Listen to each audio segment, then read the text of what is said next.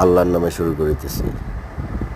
কলম ঢালাইয়ের আগ মুহূর্তে যেই কাজগুলো আমাদের একটু দেখে নিতে হবে। কলমের এই যে দেখতেছেন ঢাসাগুলো, এই ঢাসাগুলো ভালো মতো লাগাইছে কিনা, মুখ টানাগুলো ঠিক মতো লাগাইছে কিনা, তারপর শল করে এই সাইড টানাগুলো দিছে কিনা শলের মাধ্যমে এগুলো চেক করতে হবে। পাশাপাশি সুতাটা টেনে দেখতে হবে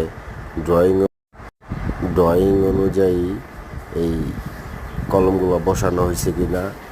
দেন এইগুলো সকল কিছু দেখার পরে এই কলমের উপরে বেশ কিছু পানি দিয়ে ভিতরে একটু ভিজিয়ে নিতে হবে, কলমের গোড়াটা একটু পরিষ্কার করে নিতে হবে।